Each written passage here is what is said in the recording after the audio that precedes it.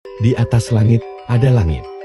Di dusun tua yang jauh dari keramaian, ada sebuah gubuk panggung tua, tapi bersih, hanya diterangi cahaya terbuat dari bambu, yang jauh dari hiruk-pikuk dan rumpian-rumpian tetangga. Seorang kakek tua bersemedi, mata hening terpejam, tidak ada kata yang diucapkan, tidak ada permintaan yang terlontar. 1 jam lebih, dia bersilah khusyuk. Waktu subuh tiba, suara kebepsan burung berbunyi, sang kakek beranjak ke pelataran rumah, menyusun kayu bakar. Dia dan cucunya yang masih muda hanya bekerja sebagai petani penggarap. Di pelataran rumahnya, ada tempat perapian dipakai untuk kumpul bercengkrama sambil bakar singkong dan umbi-umbian. Ada batu-batu yang agak besar yang dipakai untuk tempat duduk dan bercerita dengan santai. Rasa damai dihiasi kesejukan pagi hari semakin terasa. Ada kolam ikan di tanah sawah yang airnya gemerlapan karena sedikit ada sinar cahaya pagi. Tampak pula ada bayangan pegunungan yang menjulang dengan warna pepohonan yang masih tampak agak gelap berkabut. Kakek Sotra gigi ikat kepala warna hitam, baju hitam dan celana kehitam duaan memanggil cucunya Prince Ares ikat kepala warna putih, kaos putih dan sarung. Mereka berdekatan duduk di atas batu, lalu bercerita sambil sesekali betulin kayu bakar di perapian membolak-balikan singkong yang dibakar dan menghangatkan air teh yang sudah dipasang di atas perapian. Suara kakek Sotra terdengar agak parau memanggil Prince Ares, "Wahai cucuku, kakek tahu pemikiran cita-cita kamu berjiwa muda, kamu selalu impikan ingin berkeluarga, sukses dan kaya raya. Itu bagus dan itu harus diperjuangkan. Sebetulnya bila mau berbicara tentang kaya raya, orang-orang di kota yang sukses itulah yang kaya raya dan merekalah yang sebenarnya berada di surga itu, yaitu suatu surga kehidupan. Semoga engkau nanti bisa menjangkaunya." Cucunya menjawab, "Ya kakek, semoga atas restu kakek saya bisa menjangkau ke surga sana. Tapi apakah surga itu?"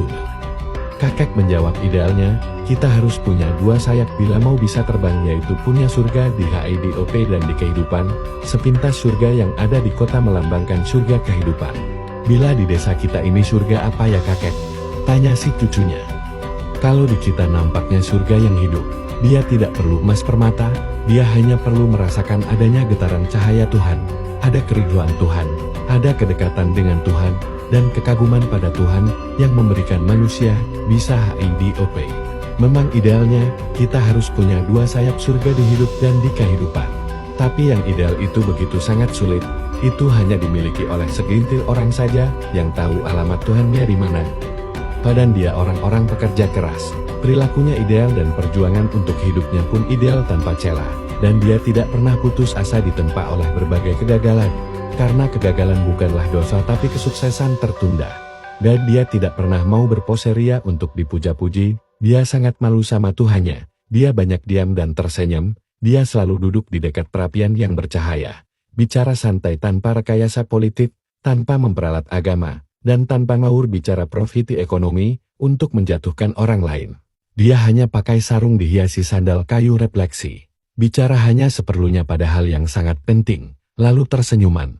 Dia sangat senang membolak-balikan kayu bakar di perapian, karena memang kehidupan duniawi ini sangat panas. Bila tidak pandai memilah, maka akan ikut terbakar. Dan dia sangat punya prinsip biarkan saja, karya yang selalu berbicara. Ya begitulah yang ideal itu, hidup dan kehidupannya sudah terjamin tanpa celah. Wahai cucuku, TP tidak mengapa, bila kamu tidak bisa sampai ke garis ideal itu, dengan bersyukur, bersabar dan bertawakal, serta terus berusaha untuk jujur, padahal apapun, itu pun sudah bagian dari surga, yaitu surga yang HIDOP. Biar ASI dan di dada, jadi masalah mampu dan tidak mampu itu adalah rumusan Tuhan jua. Aneka warna dan perbedaan itu adalah sebagai gambaran tanda kasih sayang Tuhan, agar manusia bisa ideal. Bisa saling bersinergi satu sama lain. Wahai cucuku, ada yang lebih sulit lagi levelnya, yaitu menjadi manusia pilihan Tuhan.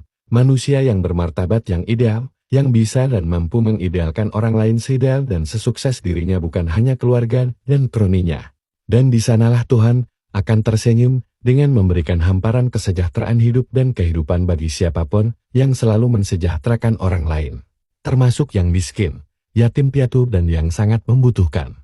Lalu kakek mulai memadamkan perapiannya, mengajak cucunya pergi ke pematang sawah, memperbaiki saluran air, menyapa alam, menyapa tanaman dan hewan. Wahai alam, tumbuhan dan hewan engkau jangan saling mengganggu dan saling merampas, terlebih merampas atas karyaku, jangan lakukan itu. Karena aku berniat, setelah panen nanti, aku pasti keluarkan hak kamu itu. Aku akan berikan jatah untuk kelangsungan hidup.